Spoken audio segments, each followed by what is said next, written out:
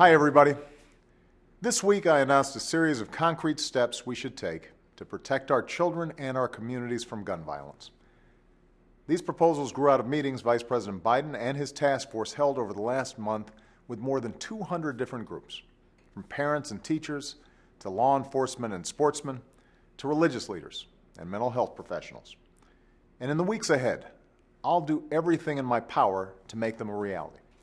Because while we may not be able to prevent every senseless act of violence in this country, if there's even one thing that we can do to reduce it, if even one life can be saved, we've got an obligation to try. My administration is taking a series of actions right away, from strengthening our background check system to helping schools hire more resource officers if they want them, to directing the Centers for Disease Control to study the best ways to reduce gun violence. But the truth is, making a real and lasting difference also requires Congress to act, and act soon. First, it's time for Congress to require a universal background check for anyone trying to buy a gun. The law already requires licensed gun dealers to perform these checks, but as many as 40% of all gun purchases are conducted without one.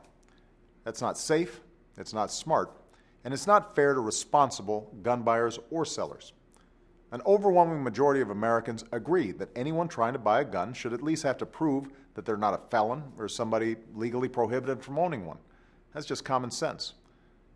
Second, Congress should restore a ban on military-style assault weapons and a 10-round limit for magazines. Many assault rifles, when combined with high-capacity magazines, have one purpose and one purpose only: to fire as many bullets as possible, as quickly as possible. These weapons have no place in our communities, and a majority of the American people agree with me. Finally, Congress needs to make it easier rather than harder for law enforcement to do its job. We should get tougher on people who buy guns only to turn around and sell them to criminals.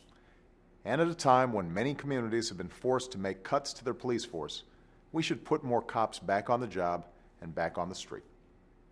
Like most Americans, I believe the Second Amendment guarantees an individual right to bear arms. We have a strong tradition of gun ownership in this country, and the vast majority of gun owners act responsibly.